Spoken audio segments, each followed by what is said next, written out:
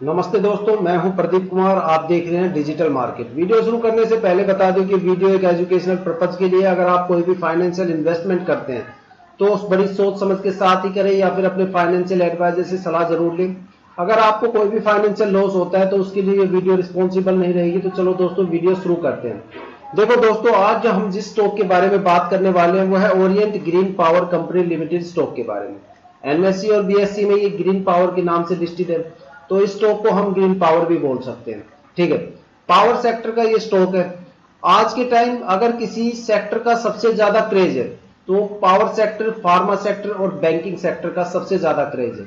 ठीक है, हालांकि इन्वेस्टर्स बैंकिंग सेक्टर पे इन्वेस्टमेंट नहीं करते और करना भी नहीं चाहिए क्योंकि वहां थोड़ा सा रिस्की रहता है, वोलेटिलिटी ज्यादा रहती है।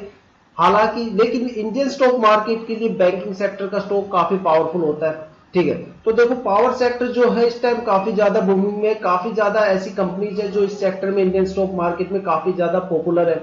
जेपी पावर, रतन पावर, सजलोन एनर्जी, टाटा पावर और अडानी पावर। लेकिन अडानी पावर को हम इस कैटेगरी में नहीं रखेंगे क्योंकि उसके जितने भी ज्यादातर प्लांट है वो अभी पावर सप्लाई नहीं हो रही वहां पे। ज्यादातर महीने के ज्यादातर दिनों में उनके जो प्लांट है वो बंद पड़े हैं क्योंकि वहां पे जो इलेक्ट्रिसिटी बनती है वो कोयले से बनती है और वहां जो कोयला आता है वो यहाँ से बांग्लादेश से आता है। ठीक है, अब बांग्लादेश की जो इकोनॉमी है वो काफी खराब है, काफी बेचिता हो रही है, वहां पे गवर्नमेंट नहीं है, तो इस वजह से स्टॉक को हम इस कैटेगरी में नहीं रखेंगे। हम जो बात करेंगे वो ओरिएंट ग्रीन पावर को लेके करेंगे। ठीक है, लेकिन उससे पहले अगर आप चैनल पे नए हो तो चैनल को सब्सक्राइब जरूर कीजिएगा क्योंकि हम काफी डीपली रिसर्च करके आपके लिए लोअर सर्किट और अपर सर्किट की वीडियो लेके आते हैं जिनकी एनालिसिस हम कम से कम 10 या 15 दिन पहले आपको देते हैं। स्टॉक मार्केट में जितने भी डिविडेंड, राइट इश्यू या बोनस आते हैं उनकी इंफॉर्मेशन हम सबसे पहले आपको देते हैं, तो आप एक अच्छी खासी इंफॉर्मेशन यहाँ से गेन कर सकते हो। तो देखो ओरिएंट ग्रीन पावर में देखो पावर जो इसका सेक्टर है वो काफी मजबूत है, लेकिन ये स्टॉक काफी ज्यादा वीक है, मतलब काफी ज्यादा इसमें गिरावट हो रही है। तो गिरावट का मतलब ये नहीं होता कि भाई साहब स्टॉक का जो फंडामेंटल है वो वीक हो गया या यहाँ पे कोई नेगेटिव न्यूज चल रही है। नेगेटिव न्यूज यहाँ पे कोई है ही नहीं क्योंकि जिसका पार्टनर एलआईसी जैसी कंपनी जो, वो स्टॉक कभी गिर डाउन हो ही नहीं सकता। आपको पता है ओरिएंटल ग्रीन पावर का जो सबसे बड़ा इन्वेस्टर है वो भारतीय एलआईसी है, लाइफ इंश्योरेंस कॉर्पोरेशन। ठीक है, तो सोच सकते हो ऑफलाइन में इसके कितने ज्यादा इक्विटी शेयर सेल आउट होते हैं।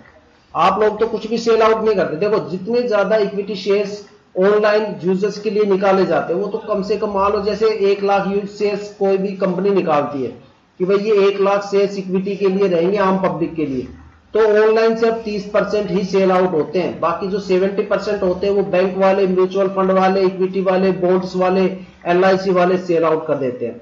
और हम सब तो सुबह भी खरीदते हैं, शाम को बेच के निकल लेते हैं या फिर इंट्राडे खेलते हैं। ठीक है, तो हमारे पैसे से कोई फायदा नहीं होता कंपनी को।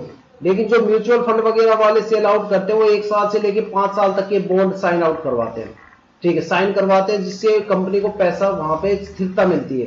ठीक है, स्टॉक काफी जबरदस्त है, इन्वेस्टर्स के जबरदस्त है। ठीक है, साथ में सोलर एनर्जी के अंदर भी ये मतलब अपना कदम रख चुके हैं तमिलनाडु में, जिसमें 30 मेगावाट के आसपास ये एक प्लांट बनाने वाले हैं। ठीक है, और वो अंडर कंस्ट्रक्शन में चल रहा है। ठीक है, तो देखो उसके बारे में हम बाद में बात करेंगे। उससे पहले मैं बता दूं कि इसकी गिरावट का सबसे बड़ा रीजन, कंपनी अभी एक राइट इश्यू लेके आई थी 300 करोड़ के आसपास, लेकिन उसमें कट लग गया, 250 करोड़ के आसपास ही सेल आउट हुए। सबसे बड़ी चीज समझनी चाहिए कि भाई राइट इश्यू क्या होता है। जब कोई भी कंपनी अपने बिजनेस को एक्सपेंड करती है तो वो राइट इश्यू लेके आती है, तो जाहिर सी बात है जब इन्वेस्टर बड़े हैं तो भाई साहब बिजनेस तो एक्सपेंड होगा ही होगा। और ग्रीन पावर एनर्जी के अंदर तो खर्चा अठन्नी और कमाई रुपया, ऐसे होता है यहाँ पे तो सिस्टम। ठीक है, तो राइट इश्यू में क्या होता है कि जब कंपनी एक्सपेंड करती है तो उसको एक बड़े अमाउंट की जरूरत होती है और उस अमाउंट के सिर्फ 2 ही ऑप्शन होते हैं कंपनी के पास। या तो वो बैंक के पास चली जाए, वहां से उस अमाउंट को कलेक्ट करे लोन के थ्रू, लेकिन वहां पे उसको एक ब्याज दर चुकानी पड़ेगी। और दूसरा ऑप्शन होता है राइट इश्यू लेके आए ताकि इन्वेस्टर्स को एक इक्विटी सेल आउट कर दी जाए एक निश्चित प्राइस के ऊपर और एक बहुत भारी मात्रा के अंदर पैसा कलेक्शन किया जाए। अब 300 करोड़ का इन्होंने एक टारगेट बनाया था लेकिन 250 करोड़ ही सेल आउट हो पाए क्योंकि यहाँ पे जो इन्वेस्टर्स थे वो थोड़े कम थे या फिर इन्वेस्टर्स ने बाइंग कम कर रखी थी या होल्डिंग कम कर रखी थी। ठीक है, तो टोटल 250 करोड़ के आसपास हुआ। अब क्या होता है कि तुरंत जैसे ही राइट इश्यू खत्म होता है तो स्टॉक को तुरंत गिरा दिया जाता है क्योंकि अगर गिराएंगे नहीं तो जिन बंदों को राइट इशू के अंदर जो भी शेयर्स मिले हैं वो उनको सोल्ड आउट करके निकल लेंगे।